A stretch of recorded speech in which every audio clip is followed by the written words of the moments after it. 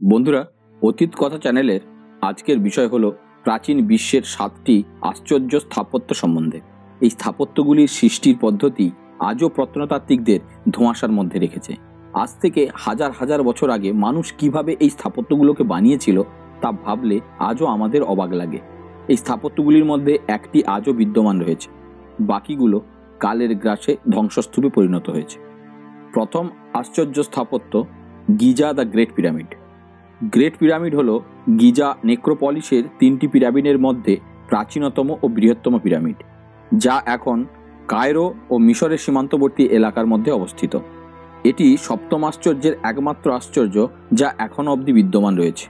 2560 খ্রিস্টপূর্বাব্দে চতুর্থ রাজবংশের মিশরীয় ফারাও খুফুর সমাধি হিসাবে এটি তৈরি হয়েছিল।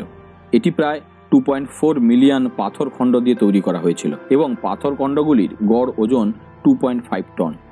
গ্রেট পিরামিড ওয়াশিংটন মনুমেন্টের তুলনায় প্রায় 65 গুণ বেশি পাথরের ব্লক নিয়ে গঠিত হয়েছিল। এটির উচ্চতা 480 ফুট এবং প্রস্থে ছিল 755 ফুটের কাছাকাছি। 20,000-এরও বেশি শ্রমিক প্রায় 20 বছর ধরে এটিকে বানিয়েছিল। গ্রেট পিরামিডের ভেতরে 3টি চেম্বার রয়েছে: king's chamber, queen's chamber and grand gallery. দ্বিতীয় আশ্চর্য স্থাপত্য ব্যাবিলনের ঝুলন্ত উদ্যান। এটি খ্রিস্টপূর্ব 600 সালের দিকে নেবুচাঁদনেজার দ্বিতীয় দ্বারা নির্মিত বলে ঐতিহাসিকরা মনে করেন।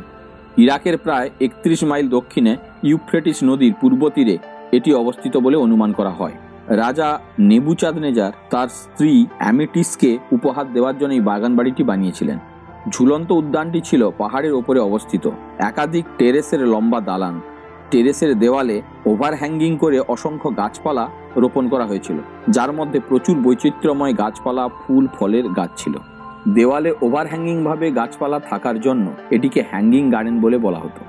এক বিশেষ ধরনের ওয়াটার লিফটিং পদ্ধতির মাধ্যমে নদী বা কূপ থেকে জল ওপরে তোলা হতো গাছগুলিকে বাঁচিয়ে রাখার জন্য। তৃতীয় আশ্চর্য স্থাপত্য অলিম্পিয়ার জিউসের মূর্তি। এটি গ্রিসের অলিম্পিয়াতে 435 খ্রিস্টপূর্বাব্দে বিখ্যাত ভাস্কর ফিডিয়াস দ্বারা খোদাই করা হয়েছিল। ভাস্কর্যটিতে গ্রিক দেবতা জিউস সিডার কাঠের একটি দুর্দান্ত সিংহাসনে উপবিষ্ট ছিলেন। মূর্তিটি হাতির দাঁত দিয়ে তৈরি এবং পোশাকে সোনার জলের প্রলেপ দেওয়া হয়েছিল। এছাড়া অসংখ্য মূল্যবান পাথর জড়ানো ছিল।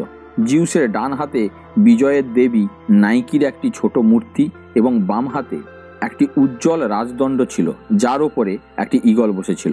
জিউসের মূর্তিটি উচ্চতায় 40 ফুট এবং প্রস্থে 21 ফুট ছিল। চতুর্থ আশ্চর্য স্থাপত্য আর্টেমিসের মন্দির। এই মন্দিরটি বর্তমান তুরস্কের ইফেসাস শহরে অবস্থিত।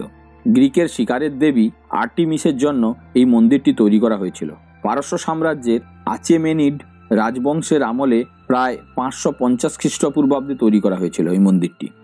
মন্দিরটি অনেক দেশের সকল ধর্মের লোকজনের উপাসনা কেন্দ্রে পরিণত হয়েছিল। এটি ডায়নার মন্দির নামেও পরিচিত ছিল। রোমান দেবী ডায়না ছিলেন দেবী আর্টেমিসের সমতুল্য। মন্দিরটির উচ্চতা ছিল 350 ফুট, প্রস্থে ছিল 180 ফুট। এটি বিখ্যাত ছিল দুর্দান্ত শিল্পের কারুকার্যের জন্য। মন্দিরটি প্রায় সম্পূর্ণ মার্বেল পাথরের তৈরি ছিল। মন্দিরটিতে 127টি আয়নিক শৈলীর কলাম ছিল, যা প্রতিটির উচ্চতা ছিল 60 ফুট। পঞ্চম আশ্চর্য স্থাপত্য মৌসোলাসের সমাধি। এই সমাধিটি খ্রিস্টপূর্ব 353 থেকে 350 খ্রিস্টপূর্বাব্দে বর্তমান তুরস্কের বোড্রামে তৈরি হয়েছিল। পারস্য সাম্রাজ্যের একজন গভর্নর মাউসোলেস এবং তার স্ত্রী ও বোন কারিয়ার জন্য নির্মিত করা হয়েছিল।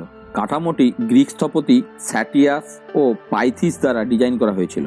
এটি আনুমানিক 135 ফুট উচ্চ ছিল এবং চারদিকে 4টি দেওয়ালে গ্রিকের 4 জন বিখ্যাত ভাস্কর দ্বারা অতি সুন্দর ভাস্কর্যের চিত্র অঙ্কন করা হয়েছিল। এই 4 জন বিখ্যাত ভাস্কর হলেন ব্র্যাক্সিস, লিওকারেস, কোপাস এবং টিমোথিউস। সমাধিটি প্রায় বর্গাকার ছিল। এর মোট পরিধি ছিল 411 ফুটের কাছাকাছি। এটি 36টি স্তম্ভ দ্বারা আবদ্ধ ছিল এবং উপরের অংশ 24টি স্টেপ যুক্ত একটি স্টেপ পিরামিডের আকারে বানানো হয়েছিল। 4টি ঘোড়াযুক্ত মার্বেল রথের আকার দেওয়া হয়েছিল। মৌসোলেসের সমাধি অনেক আবিষ্কৃত অংশ ব্রিটিশ মিউজিয়ামে রাখা হয়েছে। ষষ্ঠ আশ্চর্য স্থাপত্য রোডসের কলোসাস। এটি হলো গ্রিক সূর্যদেবতা হোলিওসের একটি বিশাল মূর্তি। 292 থেকে 280 খ্রিস্টপূর্বাব্দে চারেস অফ লিন্ডোসের দ্বারা গ্রিসের রোডসের দ্বীপে স্থাপন করা হয়েছিল। ভূমিকম্পে ধ্বংস হওয়ার আগে এটি প্রাচীন বিশ্বের সর্বোচ্চ মূর্তি ছিল। এর উচ্চতা প্রায় 110 ফুট। রোডস হল পূর্ব এশিয়ান সাগরের অবস্থিত একটি দ্বীপ। এটি তুরস্কের উপকূল থেকে প্রায় 18 কিলোমিটার পশ্চিমে গ্রিক মূল ভূখণ্ড ও সাইপ্রাস দ্বীপের মধ্যে অবস্থিত। এই রাজধানীর নাগরিকরা একটি সামরিক আক্রমণ প্রতিহত করার পরে বিজয়ের স্মৃতিস্তম্ভ হিসাবে কলসাসে তৈরি করেছিলেন। সাহিত্যে কলসাসকে নিউ ইয়র্ক হারবারের স্ট্যাচু অব লিবার্টির সঙ্গে তুলনা করা হয়েছে। দুটি মূর্তি প্রায় একই আকারের। সপ্তম আশ্চর্য স্থাপত্য আলেকজান্দ্রিয়ার বাতিঘর। এই টাওয়ারটি খ্রিস্টপূর্ব 3য় শতাব্দীতে মিশরের আলেকজান্দ্রিয়ায় ফারোস দ্বীপে বানানো হয়েছিল। প্রথমে এটি বন্দরের ল্যান্ডমার্ক হিসাবে ব্যবহার করা হতো, পরে এটিকে লাইট হাউস হিসাবে কাজ করার জন্য বানানো হয়েছিল। আলেকজান্দ্রিয়া ছিল মিশরের ভূমধ্য সাগর উপকূলে অবস্থিত একটি সমৃদ্ধ গ্রিক রোমান শহর, যা আলেকজান্ডার দ্য গ্রেট দ্বারা প্রতিষ্ঠিত। এটি উচ্চতা 383 থেকে 440 ফুটের মধ্যে অনুমান করা হয়। বহু শতাব্দী ধরে এটি প্রাচীন পৃথিবীর সবচেয়ে লম্বা মানব সৃষ্টি কাঠামোর মধ্যে একটি ছিল হিসাবে মনে করা হতো। সেই সময় শুধুমাত্র গিজা দ্য গ্রেট পিরামিড মানুষের তৈরি লম্বা কাঠামো ছিল বলে বিবেচিত হতো। প্রাচীন সূত্র অনুসারে বাতিঘরটি 3টি ধাপে নির্মিত হয়েছিল। সবগুলোই কিছুটা ভেতরের দিকে ঢালু ছিল।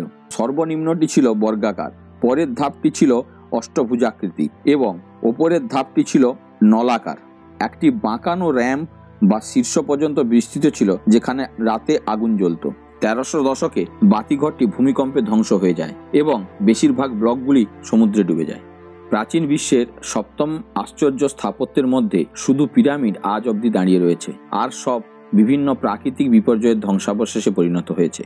বন্ধুরা, আজ এই পর্যন্ত। আবার কোনো ইন্টারেস্টিং টপিক নিয়ে পরের ভিডিওতে কথা হবে।